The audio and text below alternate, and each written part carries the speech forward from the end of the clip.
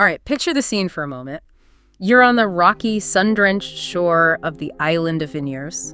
We're talking way back in antiquity, deep in the Iron Age. Exactly. The wind is blowing off the Aegean Sea. You can feel the salt spray. And sitting there on a rock, staring out at the water with eyes that, no longer see, is an old man. He's frail. He's exhausted. And he is, arguably, the most famous human being in the history of the Western world. He is the divine poet, the man who crafted the Iliad and the Odyssey. We are talking about Homer. It's the quintessential image, isn't it? The educator of Greece, as Plato called him. Solitary, brilliant, and, sitting right at the very end of his road. But he isn't alone for long, and this is the hook. This is the moment that, at least in the ancient legends, defines the end of his entire life. He encounters a group of local kids. Fisher boys, right? Fisher boys coming up from the water.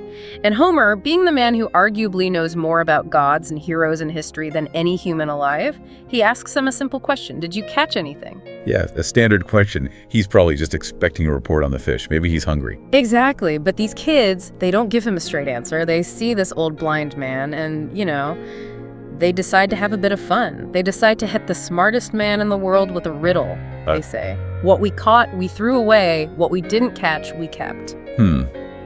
That sounds incredibly profound, doesn't it? It sounds like some kind of metaphysical statement on the nature of possession or loss or the ephemeral nature of time. But right. And Homer, the man who could describe the shield of Achilles in microscopic detail, the man who knew the mind of Zeus, he just freezes. He panics. He runs through every metaphor, every possible meaning in his massive brain, and he can't solve it. I can't get it. And the legend goes that the sheer stress, the despair of being outsmarted by these children actually contributes to his death.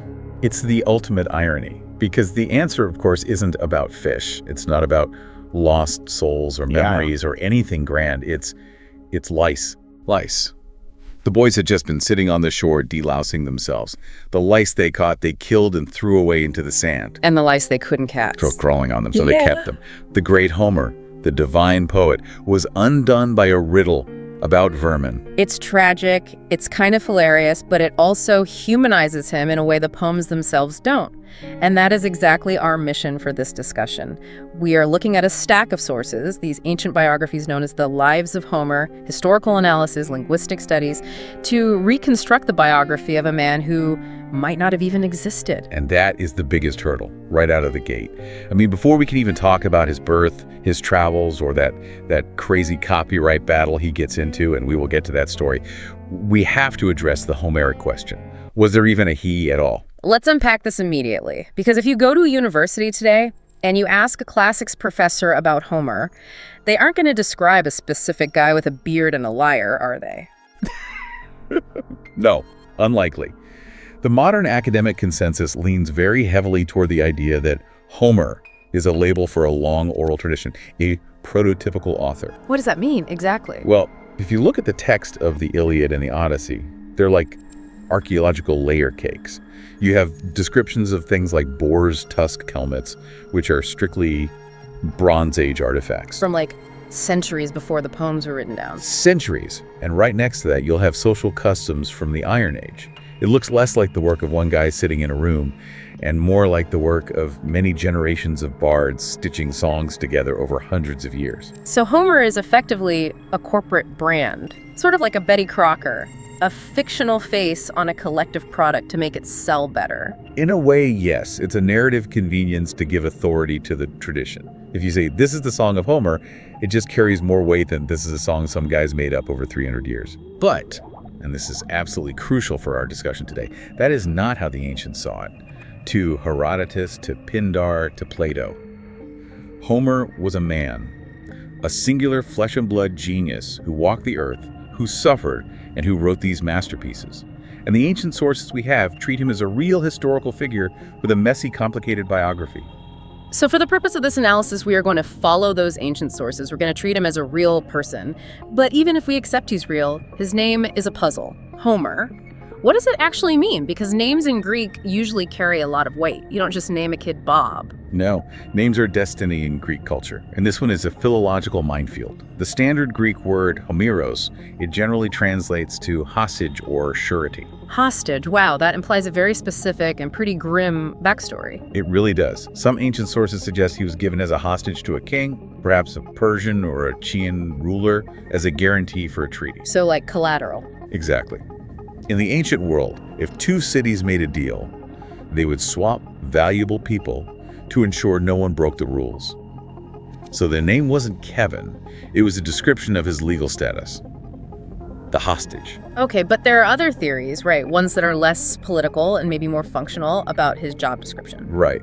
Then there's the theory championed by scholars like Gregory Nagy. He looks at the etymology home meaning together and are meaning to fit. So Homer becomes the fitter together. Which supports that oral tradition theory perfectly. He's the compiler, the editor, the guy who takes all the loose threads of song and weaves the final tapestry. Exactly. He stitches the songs together. Yeah. Then to make it even more complicated, if we look at the Aeolic and lesbian dialects of ancient Greek, the word homeroi was a term used for the blind. For the blind? Yes, it literally translates to those who follow a guide. Yeah. If you're blind, you are fitted to someone else who leads you. You're attached to them. And that aligns perfectly with the most famous attribute of the poet, his blindness. It does. It fits the legend like a glove. I also saw a source in our stack that went in a completely different direction. Something about a Semitic connection. That seems like a stretch. Well, it's definitely speculative, but it's fascinating to consider. Some scholars have looked at the Hebrew root amar, which means to speak or to talk. Okay.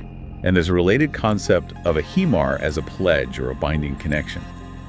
It leads to this playful idea of Homer as a wisdom cocktail, a blending of diverse traditions, both Semitic and Greek. It suggests the name might essentially mean the speaker or the talker. So we have the hostage, the editor, the blind man, or the speaker. Pretty much. But generally, if you were Greek in 500 BCE, you probably heard the name Homer and thought either blind man or hostage. Okay, so we have a man named Hostage or Blind Man. When is he supposed to have lived? Because looking at the timeline, the sources seem to be fighting a civil war over the dates. It is absolute chaos. You have Herodotus, the father of history, who's very confident about it. He says Homer lived 400 years before his own time. Which puts Homer around, what, 850 BCE? Roughly, yes. Which is centuries after the Trojan War, which is usually dated to around 1200 BCE. So Herodotus sees him as a historian, almost, looking back? Correct. Herodotus places him firmly in the Iron Age, looking back at the Bronze Age as a kind of lost golden era. But then you have other ancient authors who want him much closer to the action. They want him there. Some claim he was an eyewitness to the war, that he was literally on the beach taking notes while Achilles was chasing Hector around the walls. Well, that would certainly explain the detail, but it completely contradicts the archaeological layers in the text that we just mentioned. Precisely. Then you have Aristarchus, the great librarian of Alexandria, who kind of splits the difference and puts him 140 years after the war. And linguistically, if you just look at the text itself, most modern scholars settle on the late 8th century BCE. Why then? That's right when the Panhellenic festivals were starting. These big gatherings where Greeks from all over would come together. It was the perfect venue for a grand, unifying epic to take shape and spread. So we have this sliding scale of about 500 years. But the biography we're really focusing on, the one attributed to Herodotus, often called Pseudo-Herodotus, it places him in that gap between the heroic past and the classical future. And it gives him this startlingly detailed origin story. It does. Let's get into that, because you expect the father of literature to be born in a palace, wrapped in purple silk or something. But he starts out in a pretty scandalous situation. He really does. It's not a royal birth at all. It's a soap opera. The story begins in a city called Syme, an Aeolian city. There was a man named Melanopus who died, leaving his daughter Cretheus in the care of a guardian, a man named Kleenex. Okay, a standard arrangement for the time. Yes, but as so often happens in these tragic tales, the guardianship goes wrong. Cretheus becomes pregnant. By whom? The sources vary on that. Some say it was just an unnamed local man, a seducer. Others, trying to add a bit of divine flair to the story, say it was a sprite or a demon who visited her in the night. Of course. But socially, for the guardian Kleenex, it was a total disaster. An unmarried pregnant ward brings shame on the entire house. So, to hide the shame, he sends her away. He exiles her to the newly founded colony of Smyrna. Smyrna, which is modern-day Izmir in Turkey, a beautiful place on the A coast. beautiful place. And there, on the banks of the river Melis, she goes into labor. She gives birth to a son. And because he's born right there by the river, amidst the reeds and the water, she names him Melesigenes. Melesigenes, born of Meles. Exactly. Homer wasn't his birth name at all. He was Melesigenes. And the start of his life sounds pretty gritty. I mean, his mother is a single mom, exiled, just trying to make ends meet. Yeah, she's spinning wool in a colony town. It's a tough existence. But she eventually marries a man named Phemius. Phemius. Now, for anyone who has read the Odyssey, that name is a massive signal. It rings a bell, loud and clear. It absolutely is. In the Odyssey, Phemius is the bard, the singer, who performs for the suitors in Odysseus' palace. He's the one Odysseus spares from the slaughter at the end because he was forced to sing against his will. So in the biography, Phemius is a schoolteacher in Smyrna who marries Crates and adopts the young Melesigenes. so it suggests that Homer famously immortalized his stepfather in his work. It seems to be a very touching tribute. Melesigenes grows up in this school environment. He's incredibly bright. He soaks it all up. Eventually, he inherits the school from Phemius and becomes a teacher himself. A teacher of grammata, of letters, and music. So just picture this. The man who wrote the ultimate war epic, the Iliad, starts his career teaching the alphabet to local kids in Smyrna. He is a small-town teacher. It's a very humble beginning. He's settled, he has a job, he has a school. What on earth pushes him out the door? Because you don't write the Odyssey by sitting in a classroom in Turkey grading papers. He meets a kind of headhunter of sorts, a man named Mendes. Mentes. Okay, that's another Odyssey name. Exactly. In the poem, the goddess Athena takes the disguise of Mentes, a Taphian chieftain, to guide Odysseus' son Telemachus. And in the biography? In the biography, Mentes is a ship captain, a merchant from Leucadia. He docks in Smyrna, and he sees this brilliant young teacher.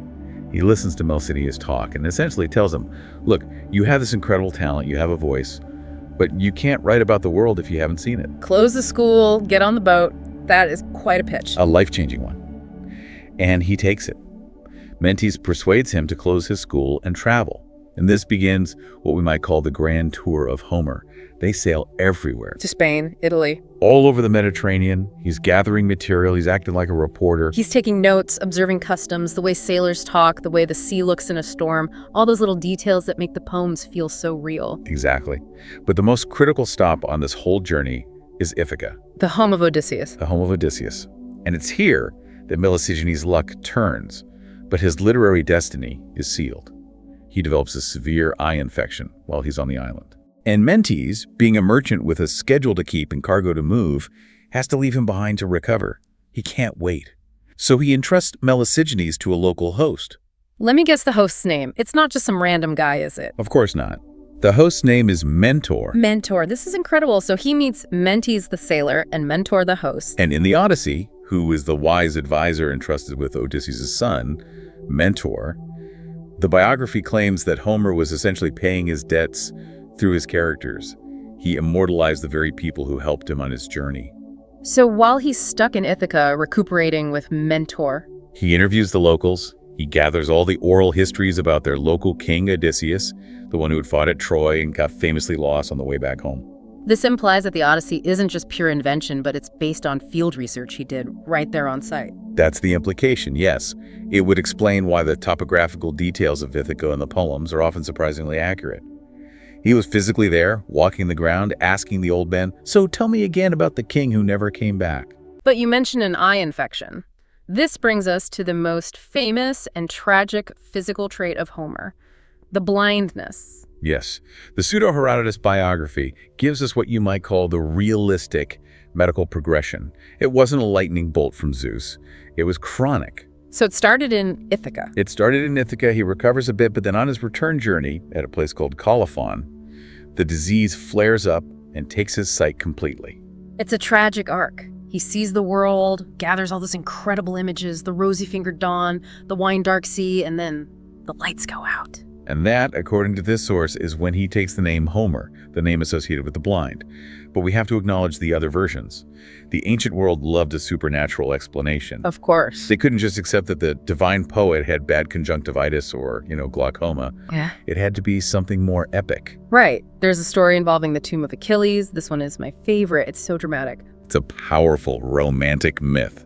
The story goes that Homer, desperate for true inspiration, prayed to see Achilles exactly as he was in battle, wearing his divine armor forged by Hephaestus.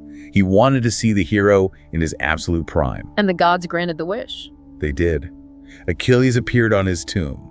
But the gleam, the sheer radioactive brilliance of that celestial armor was so bright it burned Homer's eyes out. That is just metal, literally and figuratively. He sacrificed his physical sight for the artistic vision of the hero. It's like staring into a nuclear blast to get the perfect photograph.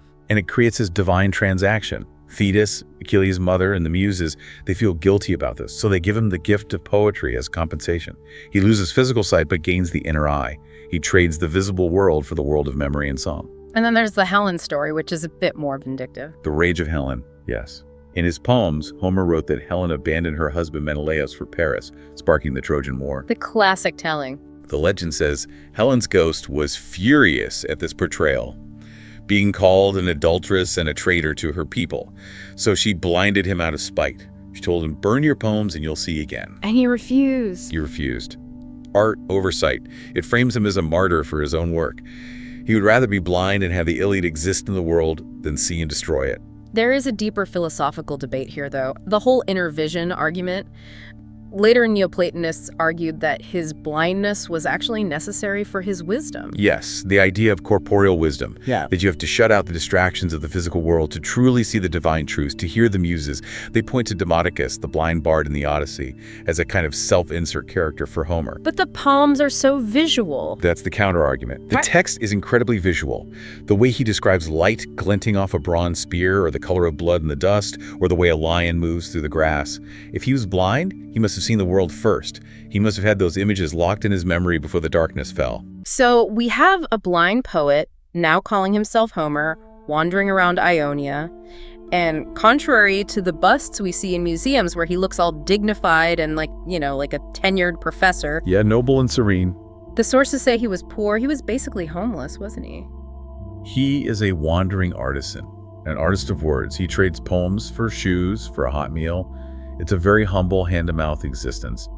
He's basically busking, and this vulnerability leads to the next major chapter in his life, which I found the most surprising part of the whole biography. The intellectual property theft. The case of the stolen epic. I just didn't know there was an ancient copyright battle story involved here. It sounds so incredibly modern. It's a fascinating episode. So Homer ends up in a city called Phocaea. He's destitute, he's blind, he's at a low point, and he meets another school teacher named Thestorides. And this is the villain of the piece. Thestorides makes him a predatory offer. It's a really exploitative deal. He says, "I will feed you and I will house you, but in exchange, you have to let me write down your verses." Wait, write down. That implies writing existed and was common enough to use for this. That's a big deal for dating this story. It is. The Pseudo-Herodotus biography is unique in this. It assumes a literate Homeric age, which is historically contentious. Many scholars argue the Greek alphabet came a bit later, but within the logic of this specific story, Homer agrees because, well, he needs to eat. He has no choice. He recites the Iliad and the Odyssey. Thestorides takes the transcripts, and then he abandoned Homer. He just takes the manuscripts and runs. He moves to the wealthy island of Chios and starts performing the poems as if they were his own. He becomes famous. He gets rich. He's the toast of Chios, reciting the wrath of Achilles, while the actual author is starving back in Phocaea. That is infuriating. It's literary identity theft of the highest order. So what does Homer do? Does he, send a strongly worded letter? He gets angry. He hears these rumors of an imposter reciting his work, and he decides to chase him down. But getting to Chios isn't easy for a blind poor man. Right. No Uber in the Iron Age. Exactly. He tries to hitch a ride with some sailors. Initially, they refuse him. He actually recites some verses, cursing them. And wouldn't you know it, they immediately hit a storm. I love that detail. Finally, he gets a ride on a fisher boat. But when he lands on Chios, he isn't in the city. He lands on a desolate coast. He's in the wilderness. So this isn't a glorious arrival. He doesn't show up to cheering crowds. Not at all. It's another low point. He's wandering the wilds of Chios, totally lost. He gets attacked by dogs, and he's saved by a goat herd named Glaucus. Glaucus seems to be the only decent guy in this whole chapter of the story. Glaucus recognizes there's something special about this blind stranger. He fights off the dogs, he takes him in, he feeds him, he listens to his stories. Eventually, Homer makes his way to the main city of Chios, Bellissus, and he sets up a small school. He starts teaching, and he starts performing his own work. And the Storides, the imposter, what's his reaction to this? As soon as the Storides hears that the real deal, the true author, has arrived on the island, he panics. He knows he can't possibly compete with the true voice. He flees the island. He just runs away. Wow. Homer reclaims his reputation without even having to have a confrontation. Excellence as the best revenge. He didn't need a lawyer. He just needed a stage, metaphorically speaking. And it's during this time in Chios, where he's now respected and settled, that he supposedly writes his minor works. He's teaching children, possibly Glaucus's own children, so he writes these playful poems for them. The most famous is the Batrachomyomachia. So say that again. The Batrachomyomachia, the Battle of Frogs and Mice. A battle of frogs and mice. You're serious. Oh, completely. It's a parody of the Iliad. It is a full-blown satire of his own epic style. Instead of Achilles and Hector, you have heroes named Puff-Cheek the Frog and Crumb-Snatcher the Mouse. They have a massive war in a pond. What are they fighting over? A frog accidentally drowns a mouse, and it sparks an international incident. They have armor made of chickpea shells and use needles for spears. It's hilarious. It ends with a divine intervention by an army of crabs. Crabs? Yes, Zeus sends down an army of crabs to stop the war because it's gotten out of hand. Yeah. It just shows that Homer had a sense of humor. Yeah. He wasn't just this grim, serious figure obsessed with doom and gloom. He was capable of making fun of his own heroic style. That's amazing. So he's established in Chios. He's famous. His reputation is secure. This brings us to the impact of the work itself. We talk about the Iliad and Odyssey being important. Can we really quantify just how important they were to the ancient Greeks? It is almost impossible to overstate. It wasn't just literature to them. It was their Bible, their history book, their manual of ethics, and their geography textbook all rolled into one. Wow. You have to remember, before Homer, Greece wasn't really a unified concept. You were a Spartan or an Athenian or a Theban. You identified by your city-state, your polis. And they were often at war with each other. So the poems changed that. They created a common identity. They created Pan-Hellenism, the idea of all Greece being one people. The poems gave them a shared history, the Trojan War, where they all fought together against a common foreign enemy. And it gave them shared values. You mean concepts like? Sedia, the sacred law of hospitality you have to show to strangers. Timma, which is honor and public estimation, your reputation. And Kleos, immortal glory, the fame that lives on after you die. If you were a Greek and you wanted to know how to be a good man, you looked at Odysseus. If you wanted to know how to die well, you looked at Hector. And the gods, right. I read that Herodotus claimed Homer basically invented the Greek gods as we know them. Yes, it's an astonishing claim. Herodotus wrote that it was Homer and Hesiod who gave the gods their names, their spheres of influence, and their physical appearances. Before them, religion was much more vague, much more local. A river god in one town might be totally different from the one 20 miles away. So Homer codified the whole system. He codified the Olympian pantheon. He made Zeus the king, Hera the queen, Poseidon the earth shaker. He gave them personalities, flaws, desires, tempers. He created the entire theology that defined Greek religion for 1,000 years. That is just a massive, massive influence. It's like one author defining the entire religious and cultural structure of a continent. No wonder the cities fought over him. 7 wealthy towns contend for Homer dead, through which the living Homer begged his bread. That's the old rhyme. Smyrna, Chios, Colophon, Ithaca, Pylos, Argos, Athens. It sounds like cities bidding to host the Olympics. It was exactly like that. It was all about cultural prestige. If Homer was yours, you were the center of gravity for Greek culture. You were the capital of wisdom. Chios probably had the strongest claim in the later years because of the Homeridae. The Homeridae, the sons of Homer. What was that? It was a guild of rhapsodes, professional performers of the epics, who lived on Chios and claimed spiritual, if not direct biological, descent from him. They were the ones who preserved the text. They were the guardians of the copyright, essentially. For centuries, they made sure the lines weren't changed or corrupted. So he has conquered the world. He has united the Greeks. He's the most famous man alive. And yet, the end of his life brings us full circle, right back to that strange, tragic encounter on the beach. It's the most enigmatic part of the whole story. He's an old man now, he's celebrated. And he decides to travel to Athens. But first, he stops to visit the oracle at Delphi. Which is standard operating procedure for any Greek hero. You never go on a major journey without checking in with Apollo first. And he asks the Pythia, the priestess, about his origins. Who are my parents? Where's my homeland? She tells him his mother was from the island of Ios. But then she gives him a warning, a classic cryptic Delphic warning. What does she say? She says, beware the riddle of the young children. Beware the riddle. That is so ominous. And he must have known this was serious. It is. So Homer travels to Inos. He is either planning to stop over on the way to Athens, or perhaps he falls ill and is forced to land there. He's sitting on the shore, maybe waiting for the wind to change. And here come the Fisher Boys. The boys approach. Homer, maybe remembering the prophecy, maybe just making conversation, asks them, what did you catch? And they give him that fatal line we started with. We left whatever we caught and carry whatever we didn't. We know the answer is lice. We discuss it at the start. But the big question is, why couldn't Homer solve it? This is the man whose characters outsmarted the Cyclops and resisted the sirens. That is the deep philosophical question, isn't it? Some commentators say it was because he was expecting a heroic answer. He's thinking on an epic scale. He's thinking about fish or maybe lost treasure or some grand metaphor. He isn't thinking about the mundane, dirty reality of lice crawling in the seam of a tunic. His head was in the clouds, so he missed what was crawling on the skin. He was too smart for his own good, in a way. The Life of Homer text actually gives us 3 different variations on his death. Okay, what are they? Version A is the tragic, philosophical one. He dies of despair. The Greek word is athemia. It literally means a lack of spirit, a deep depression. He realized his wisdom had limits. The man who knew the secrets of the gods was stumped by a group of illiterate children, and the shame of it killed him. That feels very Greek. Dying of shame or a broken spirit. Very much so. Version B is a bit more slapstick, unfortunately.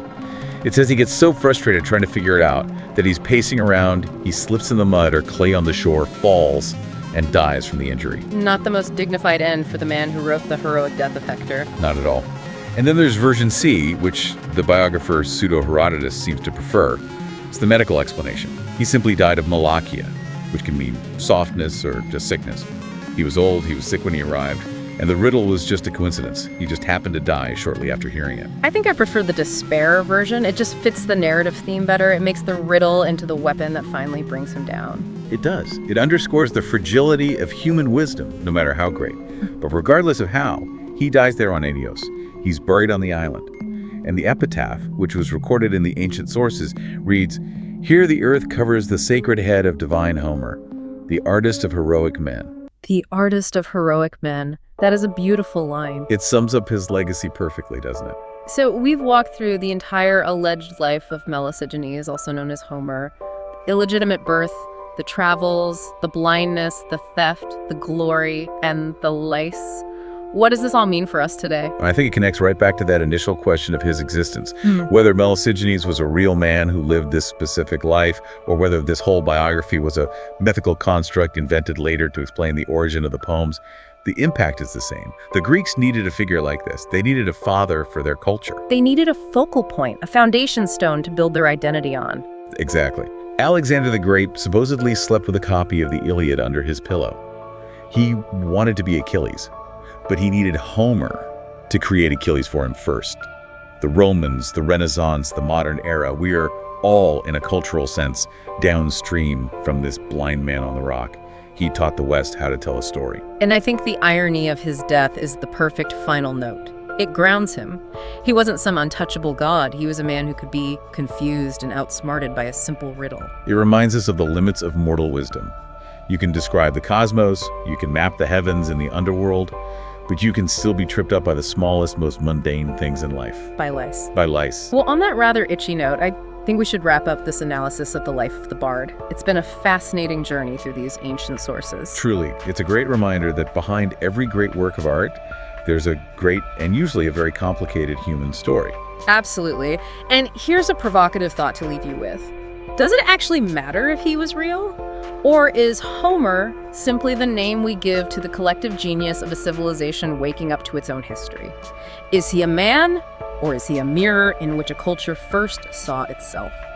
That is the question. If you enjoyed unraveling the mystery of the blind bard with us, make sure to like and subscribe to History Titans. We have got plenty more analyses on the ancient world coming your way. Check out the channel and leave a comment. Let us know. Do you think Homer was one person or a committee? Or a legend. Or a legend. Thanks for listening, everyone. Goodbye.